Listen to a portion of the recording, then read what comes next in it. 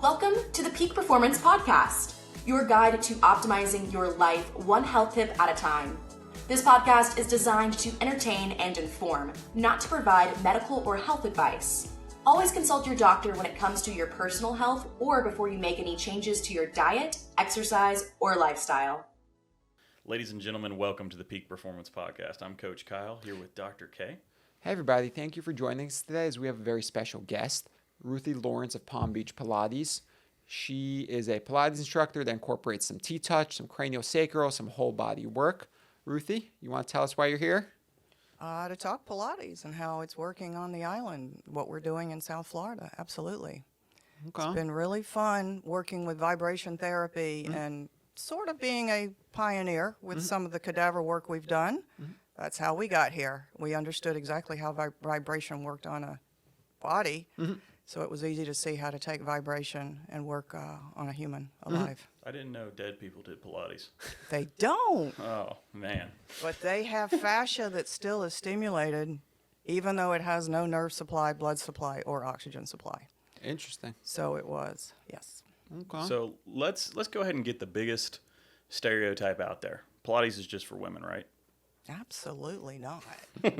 All men do Pilates. I've heard Pilates was really easy.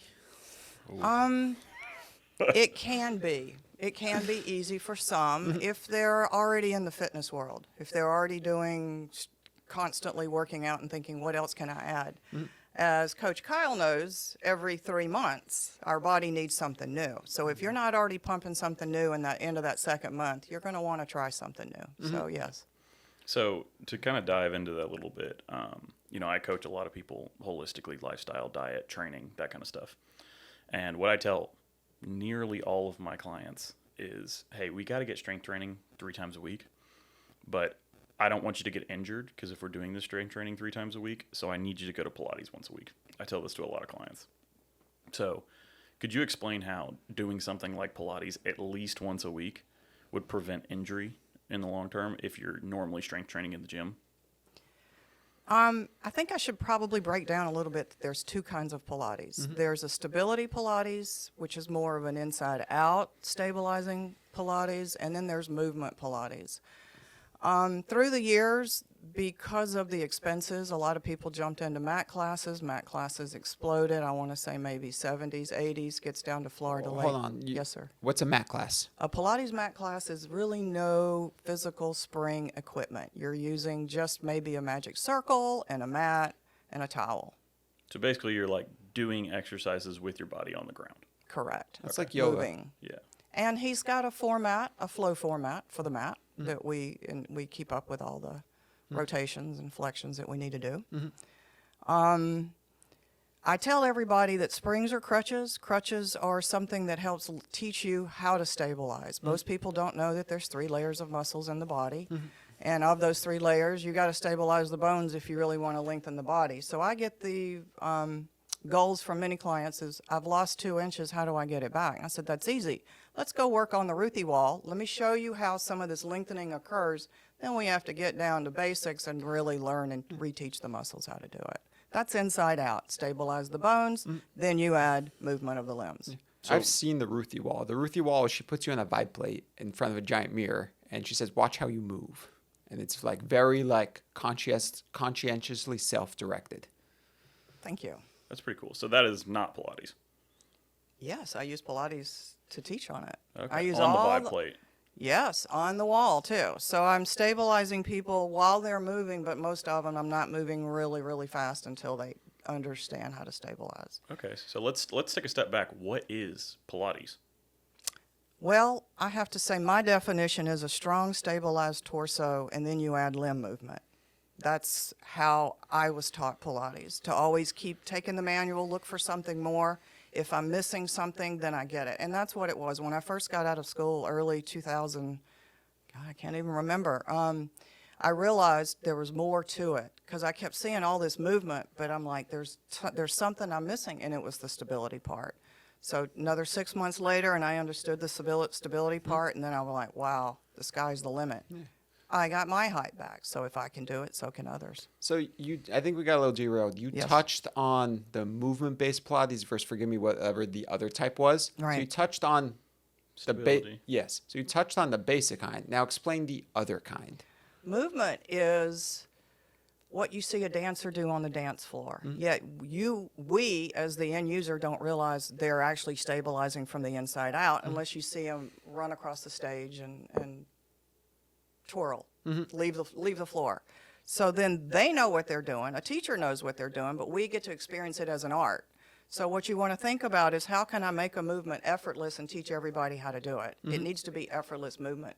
Movement Pilates is what I love, the fact that if there are people that are not moving and not exercising, they go to a mat class, they move. That's fabulous, because they weren't moving last week. That's a great beginning. Then they need to come in and try to find a stability teacher, and work at it that way and say, what is it? What am I learning? And you go into figuring out, do we tell them the details, or do we try to keep it at the surface level and not make it too deep to understand? Okay. Stabilizing the bones from the inside, then add limb movement. So you kind of incorporate both of them together. Correct. So are you relatively unique in that aspect? Or is that a lot of Pilates places? Pilates instructors at this stage are unique because all of our paths are different, all of our journeys are different. And I tell all of my clients, when you travel, you get to learn from another teacher somewhere else, and we all have different experiences. Okay. So it really does turn into a worldwide learning for everybody once they understand how to move their body successfully without injury. And that's neutral spine, neutral pelvis. When I graduated the Tom Myers class in 2011, they gave us a paper that said, and it was from Harvard, that said all strength training, and it was dated 2007, all strength training must be neutral spine, neutral pelvis. Well, I'd already been a Pilates instructor for 5 or 6 years. I already knew that. But then I took that, then I did the cadaver work, and then everything just exploded because I got it. When you get it and you understand it, the teachers help everybody. Okay. So when I'm coaching clients, a lot of times they come to me and they haven't done, like you said, they haven't done anything. It's been a decade, maybe 2 decades. Maybe it's been a year or two and they just want to get back into it. But they have, usually when they start working with me, they have not moved in any way, shape, or form for a while. So usually what I get them going on is just a simple regimen of walking, and then we build in some strength training. My main concern with building in that strength training without some of the stuff that you teach is, hey, we're moving in one plane of motion. Essentially, we're hitting the back muscles, the chest muscles, and the leg muscles in a singular plane of motion, because, you know, there's only so much I can do if I'm not in the gym with these clients. This is remote coaching. Right. So my answer to this is like, hey, we need this stability. So we need this core stability and rotational ability. So how, if I told a client, hey, go train with you, how would you supplement their strength training protocol? Like, give us some examples of movements and things that you would have them do. I just want to give people a real world aspect and application of that. Have you guys seen the videos where they take like NFL players and they make them do Pilates, and every single one of them is struggling, except like 1 or 2 that are probably already doing Pilates, and they're just, because they're so used to doing their weightlifting, driving, football-esque movement, they're not used to moving the rest of their body. There's videos of this floating around. I've spoken to a client that owns a team, and all I said, it's hamstrings, baby. I said, they don't strengthen the hamstrings enough. The hamstrings need to be really the strongest base of the body, because it takes care of the foot base all the way up to the crown of the head. With that functionality, we're going to keep falling if our hamstrings aren't stronger than the quads, and quads are all outside in training. It's not inside out. You get your hamstrings, your IT band, all your lateral stabilizers really good and really firm. Everything's the world. The quads are going to come in. They get strong just from walking. So most of the time, I don't really strengthen the quads in my studio. I have to release the quads from being so dominant. You know, the brain's going to trigger first muscle. That's called upper cross syndrome. You ever hear that? Or sorry, lower cross syndrome. No. So there's upper cross syndrome, which is people overwork their front and their back is weak, so you become hunched like this. We have the same thing called lower cross syndrome, where you get it, people that sit all the time, your quads become really contracted and your lower abs become contracted because you're sitting all the time. But your upper abs and your hamstrings are very weak because they're not engaged while you're sitting. And that's where my TB12 guys come into play and help release my clients now, and it's just spectacular. I'm having fun because they're coming into me nice and lengthened now, and like, got it going. Yeah. Love it. So circling back to my question, like, if I sent you one of my clients who's just doing basic strength training, 3 or 4 exercises in one plane of motion, what would be, I know it's individual, but what would be kind of a prescription from you? Like, hey, these are a couple movements that we should try. I like using bands around the ankles, very heavy bands, and teaching them how to kick back and kick out straight leg only, and how to walk kind of peg leg backwards. Walk and peg leg backwards and being able to kick the leg with super heavy bands around your ankles. I prefer my 10-inch ones. Those are mine. I don't let people use my 10 inches. I give them 12, but still, the heavier the band, the better their brain realizes I can't do this. I have to learn how to do this or I'm going to fall down. So it's to some degree neuro retraining as well. Yes, sir. Correct. Very cool. I did actually a lot of that work when I was rehabbing my lower back, my injuries. My glute med just completely stopped firing. Like there was literally a divot inward in my butt because that much muscle was so atrophied. I did hours and hours of that band work, the kicking out, the walking backwards, the kicking back and trying to hit that glute med. And it basically solved a lot of my instability. That's the lateral. So I try to explain if you can go straight back and go straight to the side and then let your core stabilize you and throw the leg lateral and then hold it there to get trigger glute med. Okay. So I noticed you brought a toy with you. You want to fill us in? Yes, I have to give a little shout out to my girlfriend, Paula Sylvester, the body worker in Southie, Boston. Paula Sylvester sent me a new guy this week. It's called a Shed-Away. This is what it is on the larger version. There's also a smaller hand version that we use to get deeper into the grooves of the muscle. It's on high, it's 122 degrees. It actually melts the fascia and the muscle, and it allows the muscle to become putty. So if there's a trigger in there, you got to get rid of it. Yep. Little bit of this and it helps work it. And if it moves, you just follow the line where it's moving. Yeah. They move all the time, as we know. They don't stay in the same place. For the record, I tried it for 10 minutes and then bought one. So it's essentially the Gratian technique mixed with heat and vibration, right? Correct. So it basically can help break up that scar tissue or that locking of the fascia without needing excessive manual force and getting like bruising all over yourself. Correct. Without the bruising, because a lot of people that end up with bruising, obviously magnesium, calcium, potassium all need to be there to help prevent that. But still, with that whole factor, it's somebody not really feeling the fabric of the tissue the right way because it really does melt. It does dissolve. And coconut oil, it's just amazing how just you want to lube the skin and this thing just glides. So again, thanks, Paula. Thanks for the new toy. We're always looking for new things to use. So it's pretty exciting. And then one other thing real quick, as far as the neuroplasticity of what we do, I use the wall and the vibration plate, and I tell everybody, and I don't leave them alone. If I have them high on the plate, I don't leave the body.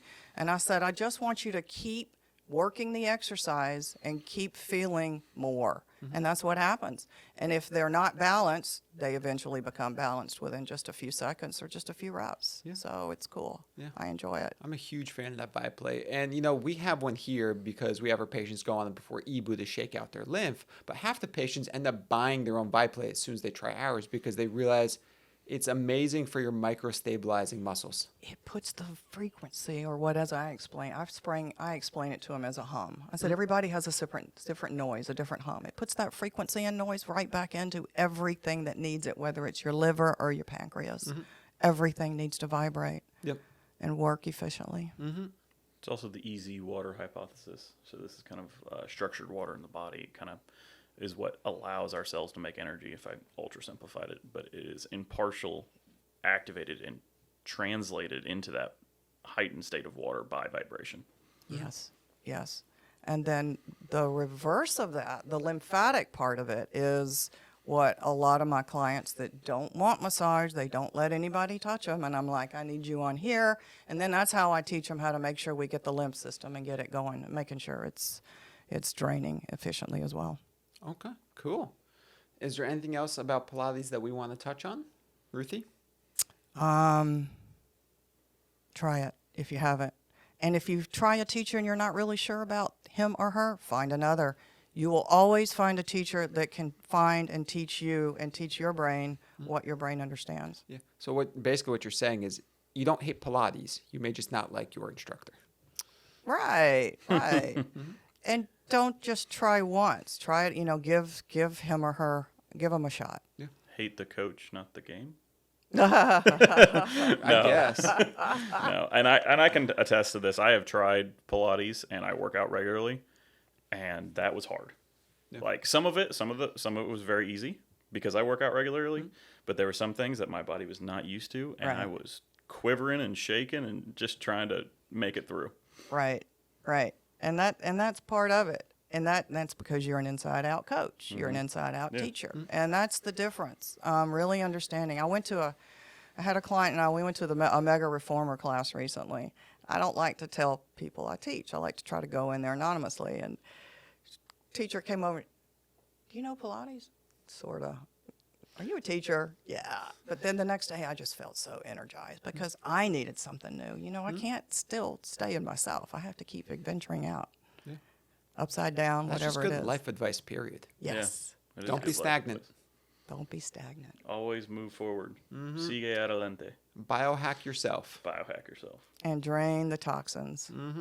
There we go. And with that, folks, this is the Peak Performance Podcast. I'm Coach Kyle here with Dr. K. Thank you, everybody, for joining us. Once again, we had Ruthie Lawrence of Palm Beach Pilates, palmbeachpilates.com. Thank you so much for joining us, Ruthie. Thank you. you. It was a pleasure having you. Appreciate it. See you soon. Thanks for tuning in to another episode of the Peak Performance Podcast, your #1 resource for today's top health hacks and facts. You can follow us on Instagram at the Peak Performance Pod or on X at PerformPod. You can also check out our website and weekly blogs at peakperformancepodcast.online. Again, thanks for watching, and don't forget to subscribe. We put out a new podcast every Thursday. The content of this podcast is provided for informational purposes only and is not intended for the purposes of diagnosing, treating, curing, or preventing any disease. Before using any products referenced on the podcast, consult with your healthcare provider. Carefully read all labels and heed all directions and cautions that accompany the product. Information found or received through the podcast should not be used in place of a consultation or advice from a healthcare provider. If you suspect you have a medical problem or should you have any healthcare questions, please promptly call or see your healthcare provider.